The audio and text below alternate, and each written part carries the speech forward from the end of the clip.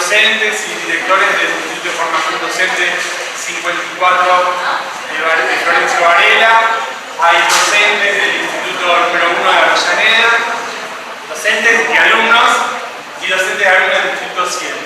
Y además están las personas del programa Memoria Docente y Documentación Pedagógica del Laboratorio de Políticas Públicas de Buenos Aires. Para presentar este trabajo, primero quería tomar un minuto para agradecer especialmente a Daniel Suárez porque bueno, la línea la tomamos a partir de él, de una idea de él, y la desarrollamos con todo un equipo donde está Laura Mal, Liliana Ochoa, Paula Dávila, los que están hoy. ¿Sí? Así que bueno, quería empezar con el... sacar una silla. No sé si escuchan hasta allá, si quieren acercar un poquito más. Vamos a hacer un trabajo todos juntos, el grupo de Ledi. ¿Cómo se llama? El trabajo se llama La novela de residencia como novela de educación.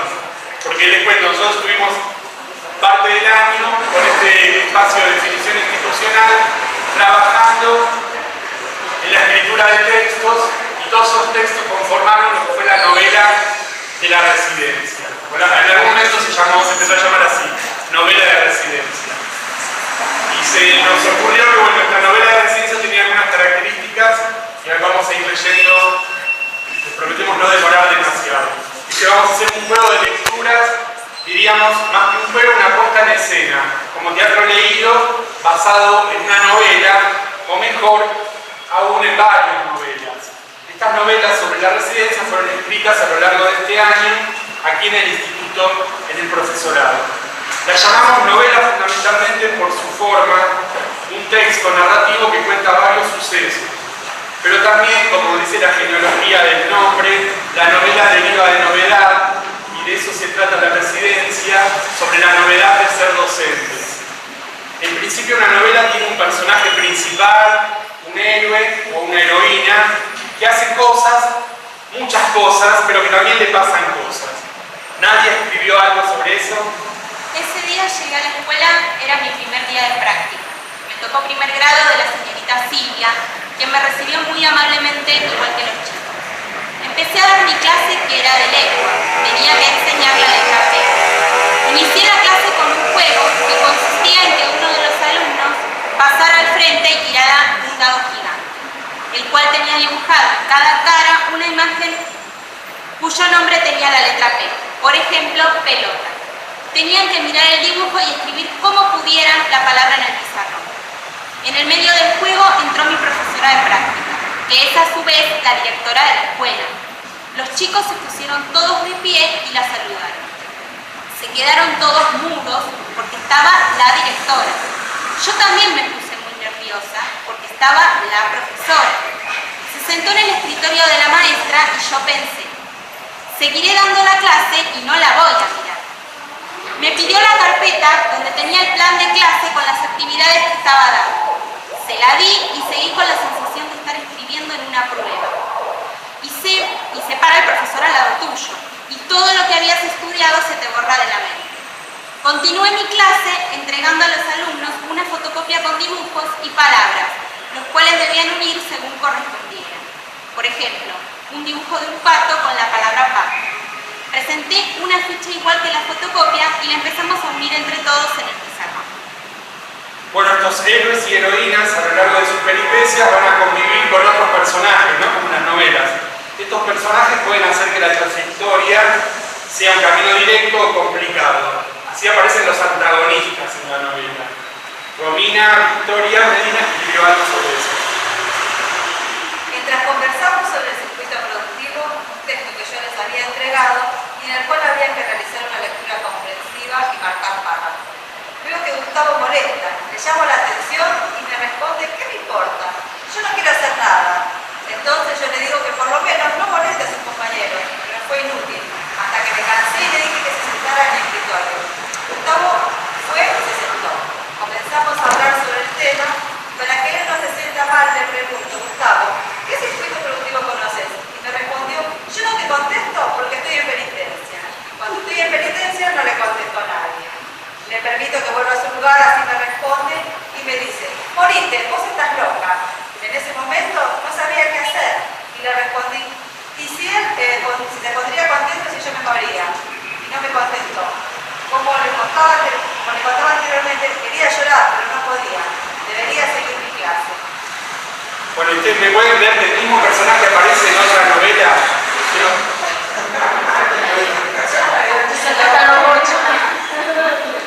La referencia es: prefiero no dar su verdadero nombre, porque si alguna vez llega a leer esto podría molestar. Llamémoslo Judas. No, creo que es peor. Está bien, su nombre real es Gustavo. Ya advertida del muchacho conflictivo, entré al salón donde los chicos estaban con el profesor de música cantando. Y al verme entrar, Gustavo me hizo lugar al lado suyo y me compartió su hoja en donde se encontraba la letra de la canción. Listo, ya está, pensé yo. Este niño es un pan de Dios. ¿Cómo exageró la maestra? Todavía recuerdo cuando me dijo: ¿cómo no te vas a recibir nunca? Con mirada de yo voy a hacer todo lo posible para que eso ocurra. Me tiembla la mano mientras recuerdo y escribo sobre alguna de las cosas que me hizo. Mientras yo daba una clase en la que estaba siendo observada por una profesora, la maestra no estaba, como siempre, preparaba el acto o solamente huía. Gustavito se dedicaba a escribir malas palabras en el pizarrón. Yo seguía dando el tema y tapaba como podía esa parte del pizarrón para que no sea visto por la profesora. Él siempre quería ser el centro de la escena. Trataba de que sus compañeros no prestaran atención y le siguieran sus juegos.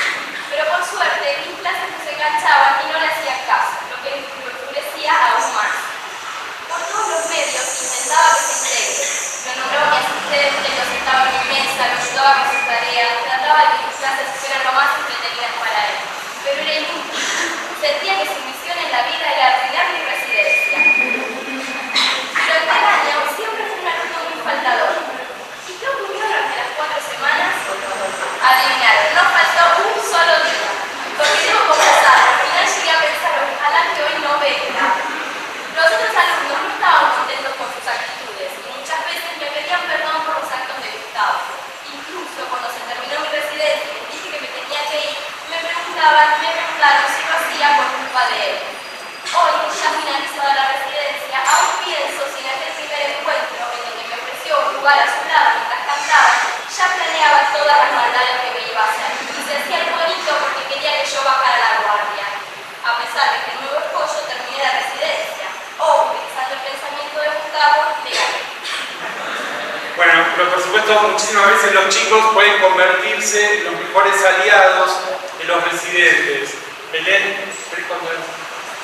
La maestra me presentó y le dijo a los chicos que yo estaría un tiempo visitando el aula. Entonces, tímidamente comencé a relacionarme con los alumnos. El primero en dialogar conmigo, por eso comprobé que no solo su cara era simpática, sino también en sus actitudes, fue Antonio. Me explicó todo acerca de ellos, las materias que tenían, a qué hora tocaba el timbre del recreo y cómo se llamaban las maestras. Aquel día comenzó la aventura. Cada miércoles que entraba al aula, Antonio esperaba que yo me acerque a su banco. Y así fue. Siempre iba a su escritorio, conversábamos y hasta me ayudaba a conversar con los otros alumnos, ya que muchas veces hacía de intermediario o simplemente exigía que me hablara. Podría decirse que durante mi periodo de práctica, Antonio fue un poquito mi compañero de banco, ya que estuvo conmigo en esta etapa tan importante para mí, haciendo de ella una experiencia inolvidable. Bueno, refiriéndose a otros textos narrativos que son más primitivos que la novela, hay un teórico de la literatura que se llama Vladimir Prop, y habla de las funciones que hay dentro del cuento. Y habla así que en los cuentos maravillosos hay un ayudante mágico, ¿sí? Un auxiliar mágico. Y Sergio, que no vino, pero escribió algo sobre esos ayudantes mágicos que aparecen en una historia. Él los llama ángeles. Según su diccionario, un ángel es un espíritu creado por Dios para servir. La primera persona que otra vez escuché que la misión de un ángel es acompañar y cuidar de las personas, esto sacándolo un poco del pensamiento teologal. Si es así, gracias a Dios por poner esos ángeles en Patricia y Teresita, las dos maestras que tenían a cargo el grado, que desde el primer momento me abrieron sus brazos, recibiéndome, haciéndome sentir cómodo dentro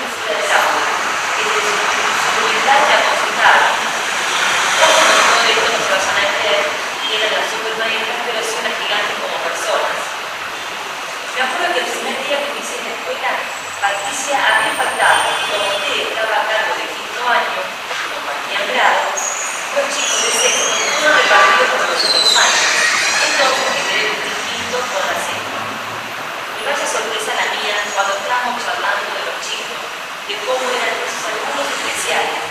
Me dijo, te dio mucha chapa para ser maestro, hablas con mucho amor de los chicos, y eso es lo principal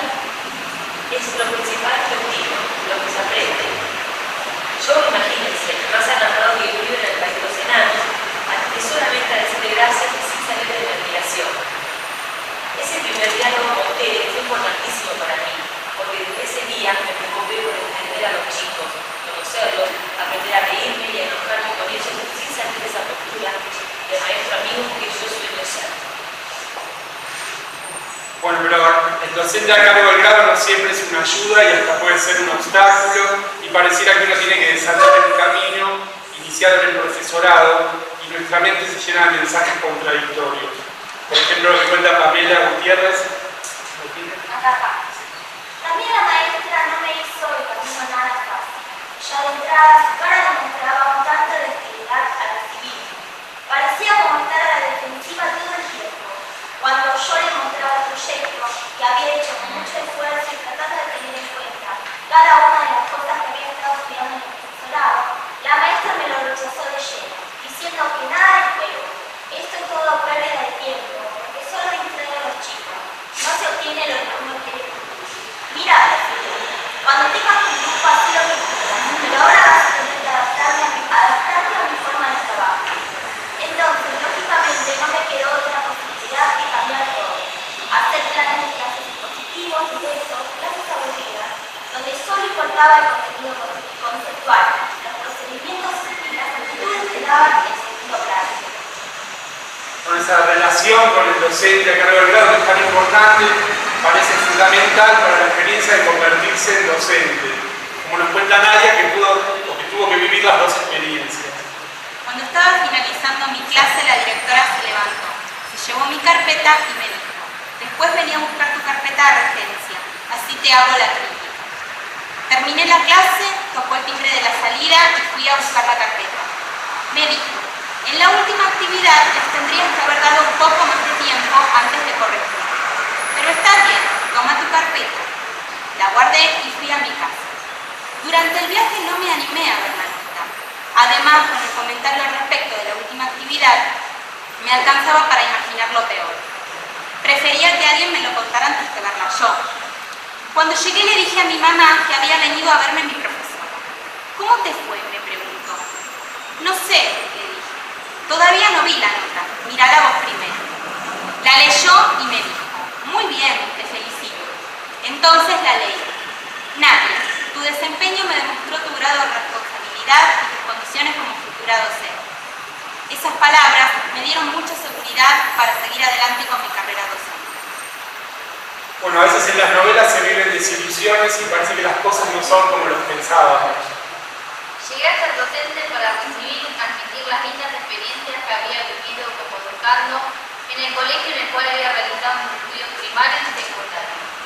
Pero en la realidad me demostró que la visión que tenía como alumna no era la misma que hoy tengo como docente, que los directivos habían cambiado y que la relación con los docentes ya no era la misma que tiempo atrás. Como las heroínas quieren abandonar la carrera, pero son capaces de reponerse. Julia. Es muy difícil para mí poder expresar lo que sentí la primera vez que me encontré frente a un grupo de niños. Lo primero que sentí en el periodo de residencia como futura maestra fue miedo o fobia, preocupación porque a los alumnos les queda alguna duda, y luego de manera paradójica sentí el sabor amargo de la frustración, diciendo: para esto no sirvo. Y esa noche lloré tanto que mis ojos se hincharon, parecía una china, y me di cuenta de que ser maestra no es fácil, es difícil, y hay que siempre aprender, enseñar, volver a aprender y nunca bajar la clase. Bien. Parece entonces que empezar a ser docente se siente por el cuerpo y van quedando huellas, como Jessica. Cargada de expectativas comenzaba lo que elegí para toda mi vida. Al principio el miedo al fracaso se apoderaba de mí, pero ya sabía que había trabajado mucho y que no iba a fallar. Fabiana, la maestra, fue quien me recibió primero esa mañana. Recuerdo que todos tenían frío y yo sentía mucho calor. Al entrar al aula, sentí que yo era la maestra de esos 35 alumnos, que de aquí en adelante era mi responsabilidad. Sentía por momentos director, que los alumnos se desordenaban, pensaban dentro mío. Si llega a venir la profesora de residencia me desaprueba, pero poco a poco lo llevaba a un ritmo parejo. Después de los primeros 40 minutos mis estimas relajaron. Comenzaba a sentirme en el territorio, a sentir lo que era ser una maestra de tiempo completo. Ese primer día terminé cansada, me ardía la garganta, me dolían los pies, ya que no me senté ni un minuto. Para mí esto es un gran desafío. Cada día me levanto a las 6 de la mañana para llevar puntual a la residencia. Desde mi casa a la escuela tengo una hora de viaje. Mi posición económica no es buena, aunque trabajo todas las tardes en una agencia de aventura. En esta residencia estoy dejando tiempo y dinero. Por esta razón temo que todo sea paro. Pero como nos iniciamos en el trabajo docente, y de esto se trata, hay que enseñar, vamos a leer con María Laura una experiencia. Ellos arman la clase. Para preparar la clase de maquetismo, busqué muchísimos ejemplos y materiales para experimentar. Buscaba en las bibliotecas, en las librerías, en los libros de ayer y de hoy. Encontré experiencias hermosas. El tema era conseguir los materiales. Busqué en la guía telefónica lugares que me vendieron los imanes para las experiencias. Nada, no conseguía. Solo me vendían barritas de imanes con veladeros. En la ferretería ofrecían tiras de imanes o planchas blancas. Yo quería un verdadero más grande. De pronto recordé que mi abuela Nona tenía en un cajón de su máquina de coser un gran imán con forma de herradura que ella usaba para levantar el suelo a las agujas y los alfileres. Fui a la casa de mi mamá, que hoy conserva esa antigua máquina, y allí estaba quedándome el imán. Qué alegría sentir ese momento. Pero aún faltaba más. Necesitaba imanes pequeños y con los polos, los extremos, negativos y positivos bien marcados, para así demostrarles a los niños que los polos opuestos de los imanes se atraen. Mis padres, amigos, compañeros de trabajo y hasta un vecino me ayudaron en su búsqueda. Recorrí muchísimos negocios hasta que hallé uno en donde encontré juegos de imanes pequeños. Estaba salvada. Gasté mucho dinero porque mi idea era darles imanes a todos los alumnos para que experimentaran y se los llevaran a sus casas y repitieran allí las demostraciones para pensar lo aprendido en clase. Al fin llegó el día. La clase seguía en el laboratorio. Yo me había programado el orden de las experiencias. Les entregué a cada niño un sobre con distintos materiales para que descubrieran cuáles unían o no a los imanes y por qué. De pronto comenzaron a experimentar ellos solos. Colocaban los imanes debajo de las mesadas y movían algunos elementos de metal que estaban arriba de ellas. Otros colocaban papeles entre los imanes y los adherían a la puerta de un armario de metal. O pegaban con los imanes dibujos que hacían en ese momento. O armaban una larga tira con varios imanes. Me contaban que algunos se unían y otros se alejaban. Me pregunté a mí misma qué haría con un ordenadito cronograma de actividades. Y en un segundo comencé. ¿Qué estaba haciendo Pablo con los imanes y la mesada? ¿Por qué sucede eso? Y ellos me iban diciendo a mí lo que veían y por qué. O por ejemplo, ¿qué les pasa a esos imanes que se alejan? ¿Qué no les tienen escrito a mí? Y él lo contaba a los demás. Mientras que de otro grupo, Brian nos decía que él veía que sucedía lo mismo. Así pude aprovechar y mostrarles, porque ahora me tocaba a mi jugar, que introduciendo en un lápiz o posición vertical imanes con forma de arandela, uno sobre otro, y por sus polos opuestos, quedaban suspendidos en el aire como si flotaran. Los alumnos quedaron sorprendidos y continuaron más emocionados experimentando solos. Y ellos mismos les decían a sus compañeros lo que lograban. Y yo continuaba dando las explicaciones científicas pertinentes según el orden de su entendimiento. Ya un cronograma. Luego construimos una brújula, hablamos de ella para que se utiliza. También les mostré una que yo les traje. Y además de la presentación les entregué una fotocopia para que recordaran las experiencias y las pudieran elegir en sus casas. En un primer momento, mi temor era el posible desorden que podría haber sucedido. Pero ¿por qué desconfiar de tantos maestros dándome clases todos? Bueno, entonces parece que uno descubre que no es la única fuente de recursos pedagógicos, no es la única fuente pedagógica. Sí, pueden aparecer los compañeros, como nos cuenta Jimena González. Lo más destacable de esta experiencia fueron los alumnos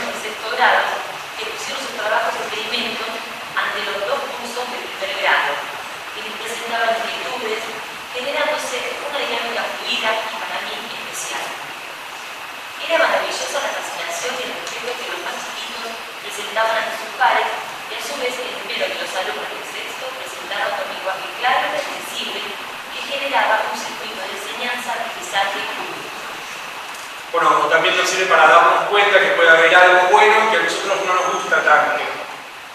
Curiosamente, el nombre y las reglas del juego fueron redactados después de jugar una vez y simultáneamente escritos en el pizarrón y en las carpetas de los chicos. Cuando pregunté cómo podíamos llamarlo, todos respondieron la pregunta boliche. Aunque no me gustaba demasiado, respeté la decisión de ellos, ya que uno de los objetivos, además de que todos disfrutaran de un momento de expansión, era que utilizaran su imaginación y crearan su propio entretenimiento. Esta era la idea original, al punto que lo colocamos en una caja con su nombre y su reglamento, para que se pareciera a los que se venden en las librerías y jugueterías. Bueno, y un día le ocurre a la heroína que ya la identifican como parte de la profesión, tal vez desde un colega que empieza a reconocernos como tal. ¿Sí? ¿Norma? Cierto día vino un fotógrafo para retratar al grupo. Se ubicaron todos en el patio y yo me corrí al costado para no parecer una intrusa. Pero me sorprendió la llamada del maestro para incluirme en la foto. Esa actitud me emocionó mucho, porque ese detalle me sentí una verdadera maestra. Para rematar ese momento de gloria, Rocío me pidió una foto individual junto a ella. Fue muy gratificante sentirme parte del grupo. Bueno, también la realidad se mete por la ventana y el rol cambia y se reconfigura y podemos tener una comprensión diferente porque las personas y los chicos actúan así en el mundo. El texto de Patricia. Su madre era golpeadora, a su padre biológico no lo conocían, la pareja de ella alcohólica, sus hermanos y medio hermanos andaban por la vida como podían, haciendo tranzas con personas peligrosas. Algunos consumían, incluso el que estaba preso, por eso lo habían encarcelado, aparentemente por un ajuste de cuentas, que eso no salía a la luz en la televisión, por ser alguien muy cercano a un personaje público. Y también me dijo que no me daba los datos por mi seguridad, que no quería que me pasara algo. Descubrí luego de este relato a una persona con miedo, con demasiados problemas para su edad y que las actitudes operantes de él eran un arma de defensa contra el mundo, contra la vida que le había tocado y que por ahora no encontraba la salida. Bueno, hemos recorrido algunos tópicos, algunos temas que hacen que este texto de la residencia sea una novela. Pero ¿cómo y por qué se convierte en una novela de educación? Vamos a recurrir a un teórico de la literatura, otro se llama Bakhtin, otro teórico ruso, un poco más sospechoso que el anterior, que distingue a las novelas de educación como una subespecie de género novelístico que comparte los elementos de una novela que es convencional, una novela común, pero en donde en estas novelas de educación, en las novelas convencionales se conoce tan solo la imagen preestablecida del héroe. Si el protagonista viene a ser un punto fijo e inamovible, dirá Bakhtin, alrededor del cual se lleva a cabo toda clase de movimientos. Nace, crece, viaja, se casa, lucha, el escenario puede cambiar, pero el héroe sigue allí siendo siempre él. Por ejemplo, Superman, ¿sí? Nació como Superman, todo lo que le pasó siempre siguió siendo Superman. Contrario a este tipo preponderantemente masivo de héroe o heroína, aparece otro, incomparablemente más raro, que ofrece la imagen de un hombre en proceso de desarrollo de su ser. El héroe mismo y su carácter llegan a ser una variable dentro de la fórmula de la novela. La transformación del propio héroe adquiere una importancia para el argumento y en esta relación se reevalúa y reconstruye todo el argumento de la novela. Estas novelas a las que nos hemos asomado, las novelas de residencia, nos hablan de eso, de la transformación, de la formación de docentes, pero también de cómo nos transformamos en docentes y del viaje interior que aquel que desea ser enseñante tiene que realizar. Mariana, si querés cerrar este momento. Tuve que sacar de mí lo estructural, lo planificado, intachable y bajar a la tierra. Adaptarme a ellos, a sus inquietudes, a sus ritmos, a que hablan todos juntos, a que quieren saber, a que piden, a que dan, a que no paran, a todo. Todo esto que no estaba planificado a mi manera. Y me convertí de repente en su seno. Pude calmarlos y darles clases. Salieron lentas para mi gusto, pero me daba cuenta de que el tiempo en ese instante es terriblemente veloz. Se habían hecho las 5 de la tarde en un abrir y cerrar de ojos. Ya parece entonces todos los pajaritos que bailaban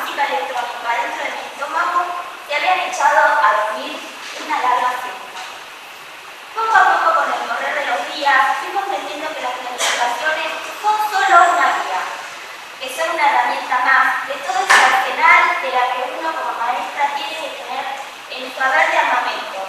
Lo que no hay como la tiza y el pizarrón, como la voz, como la mirada, como el tocarlos de la mano, como el día a día, cada hora, cada minuto que se vive desde un aula. Todo va quedando grabado a fuego, tanto dentro mío como de ellos. Se establece un vínculo tan grande y especial que la gran rueda de la enseñanza, aprendizaje, va llenándose de aceite y gira sola, maravillosamente sola, de una manera ágil y segura. Y mi primer día de residencia pasó. Ese tiempo que parecía eterno se fue volando. También volaron cada uno de los pájaros escondidos dentro mío. Ahora miraban desde lo alto de las ramas como disfrutando cada cosa que ocurría. Aprendí ese día y cada uno de los otros que vinieron, me sentí segura, tranquila, disfrutaba pleno de ello. Ya había logrado tomar las pizzas con firmeza y mi letra en el pizarrón ya era como el de las maestras que había conocido, clara, grande, cómplice, llevaba a querer conocer lo que aún no conocía. Sé que falta mucho, que a pesar de que lo esencial está, solo la experiencia enseña muchas cosas que no figuran en los libros. Sé que debo tener la mente